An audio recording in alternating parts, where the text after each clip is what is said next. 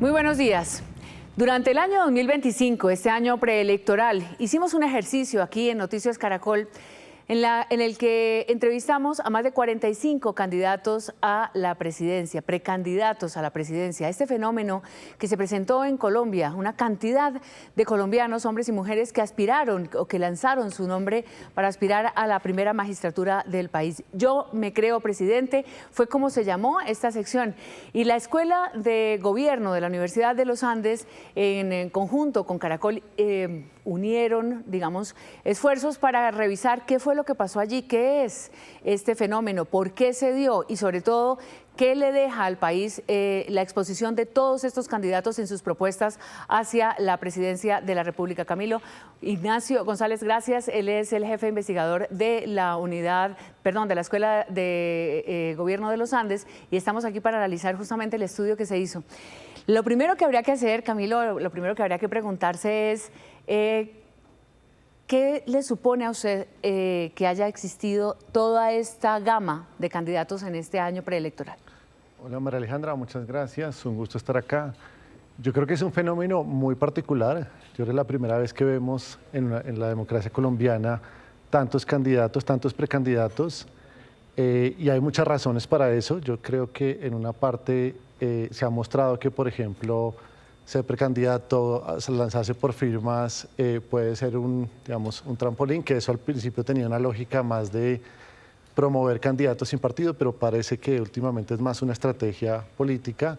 También creo que muestra una dispersión muy grande de posiciones y de candidatos, muestra de pronto que los partidos no están pudiendo agrupar suficientemente los intereses y las posiciones o recogiendo las posiciones de las personas. Y todo eso pues presenta un fenómeno bien particular que estamos enfrentando, creo yo, por primera vez en Colombia. ¿Qué le aportó Yo me creo presidente al país? Es decir, este recorrido que muestra dentro de los primeros análisis que ustedes hicieron está la demografía un poco de dónde vienen estos candidatos. Si quieren empecemos a ver en estas gráficas la definición de un panorama que hoy en día pues se va, por supuesto, a volver más pequeño, vamos a encontrar menos candidaturas, pero en general el país ha tenido una representación en estos candidatos en términos geográficos, en términos de edad. ¿Quiénes son todas estas personas que aspiraron o quisieron aspirar a la presidencia? Revisemos entonces la primera gráfica.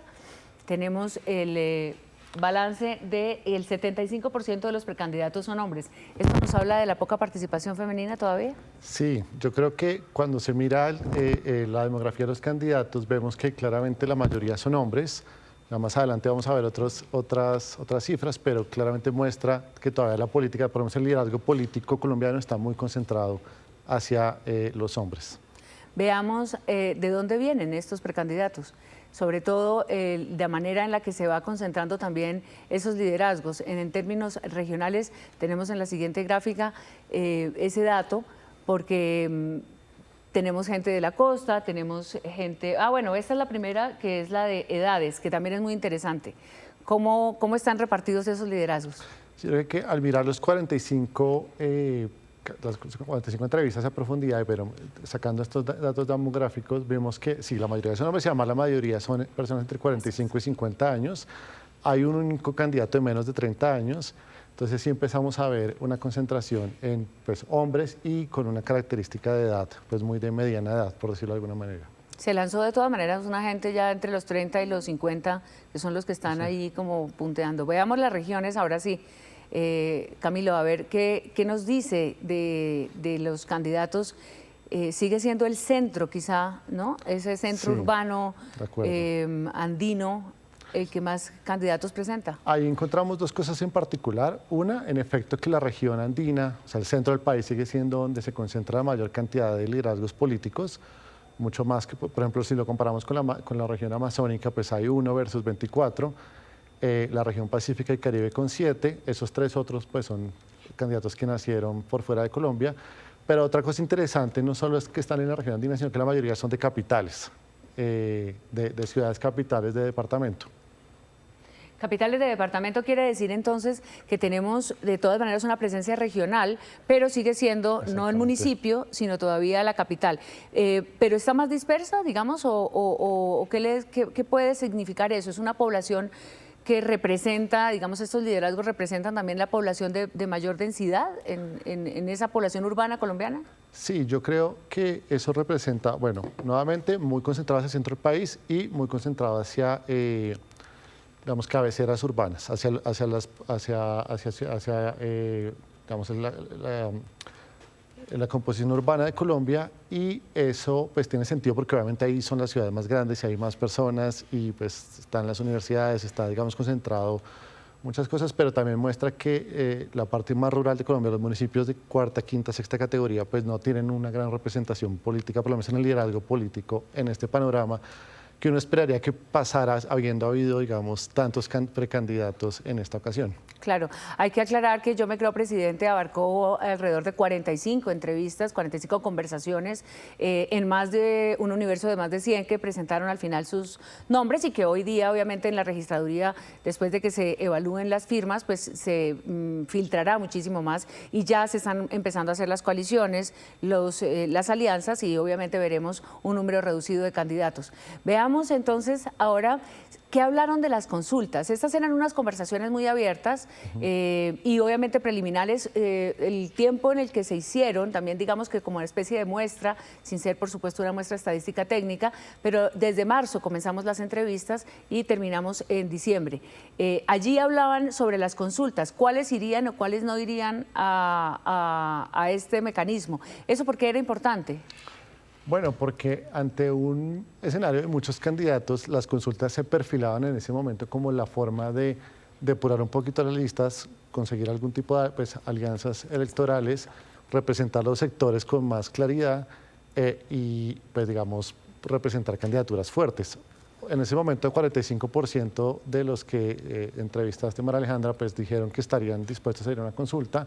Claro, ha pasado mucho tiempo de entonces ahorita y las cosas se han decantado, pero digamos, estamos en un escenario en los cuales en ese momento creo que la consulta era un mecanismo muy claro y hoy por hoy en la política que estamos viendo hoy, para muchos candidatos parece que las consultas no necesariamente ya son, digamos, el mejor mecanismo para llegar a la primera vuelta. También por la cantidad de candidatos, yo creo que hubo como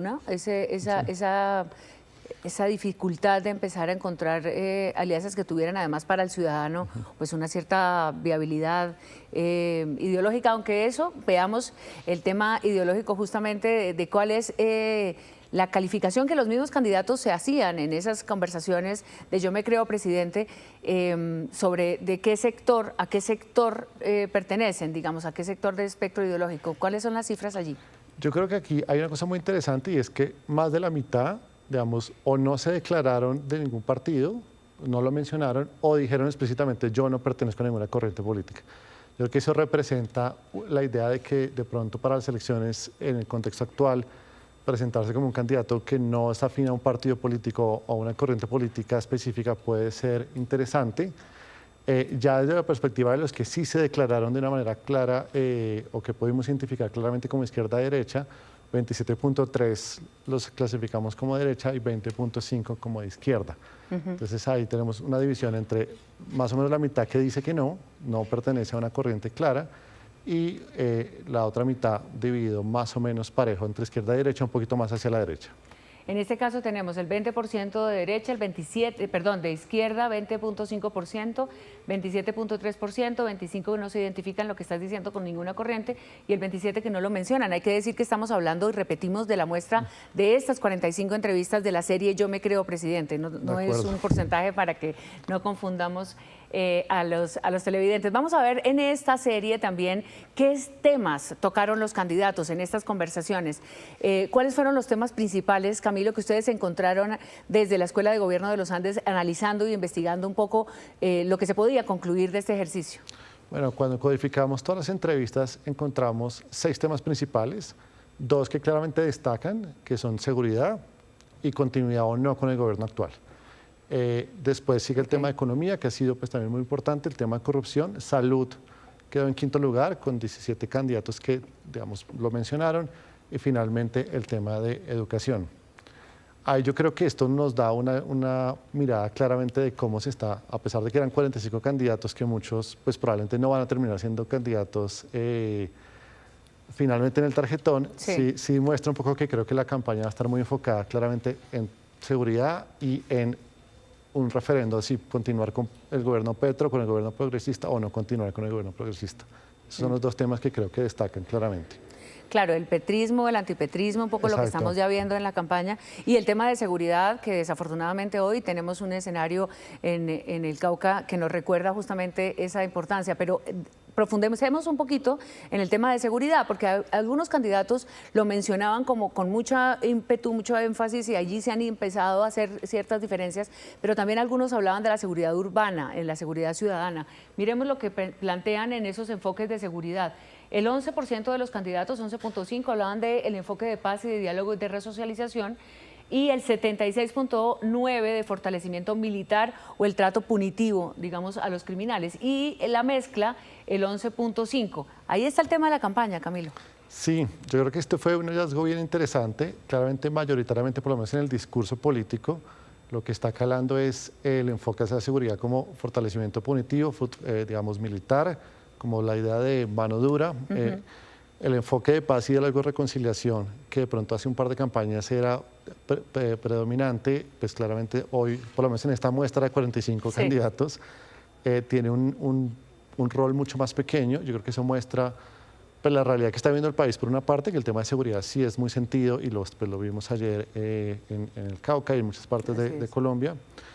Pero lo interesante aquí también es que si bien así, digamos, el tema de seguridad está siendo de lo principal, el enfoque que se está dando es un enfoque relativamente tradicional hacia lo punitivo y hacia la fuerza, digamos, a fortalecimiento del enfoque punitivo y militar para atenderlo. Veamos en el tema económico. También, por supuesto, importante en todos los planteamientos, en las conversaciones con los candidatos, había justamente como ese contacto de decir, bueno, usted está saliendo a la calle y qué es lo que se está encontrando como preocupación principal de los ciudadanos. Entonces, veíamos seguridad y también veíamos este tema de la economía. Sector privado, esa tensión que se ha vivido en este periodo de gobierno con el sector privado, algunos decían seguridad y libertad para el sector privado, el 47.4% de los candidatos entrevistados, promoción de la inversión extranjera, el 21.1%, y priorizar la creación de empleo, el 31.6%. Ese tema social, pero al mismo tiempo también como el fortalecimiento de la inversión y una situación que de alguna forma marcará también el modelo que se plantee entre las posturas en el caso pues, de polarización pues, antagónicas, pareciera. Sí, yo creo que si uno mira esto, y de hecho creo que lo puede ver en casi todos los temas, casi que las posiciones reflejan un poco la continuidad o no con la forma como el gobierno, digamos, ha actuado. Y creo que aquí es muy claro, nosotros aquí tratamos de destacar, no un programa económico porque es muy temprano para eso, pero que destacaba más en términos de economía. Entonces, claramente el tema del sector privado, darle libertad al sector privado es lo que más se destaca, que creo que ha sido un debate muy fuerte en este gobierno sobre el rol cuál debe ser el rol del sector privado, el tema de inversión extranjera y, digamos, la creación del empleo podría ser la visión un poquito más de economía interna, como fortalecer el empleo, pero nuevamente creo que todo enfoca hacia darle un nuevo impulso, digamos, al sector productivo en Colombia. Pues Camilo Ignacio González, muchas gracias. Él es el director de investigaciones de la Escuela de Gobierno de la Universidad de los Andes, ¿así está bien? Sí, señora. Tuvieron este contacto con esta serie de entrevistas, hicieron la investigación, revisaron cuáles son los datos principales que nos deja este ejercicio en el año 2025, que se llamó Yo me creo presidente. Esta muestra de liderazgos de quienes quisieron lanzarse a la presidencia, algunos siguen, muchos ya no, y veremos qué pasa en el año electoral. Ya nos veremos en enero de nuevo en un año electoral, en el año 2026, donde se elegirá no solamente el presidente de la República, sino un nuevo Congreso, y estaremos entonces ya con Colombia Decide, con todo el cubrimiento de Noticias Caracol de la campaña presidencial.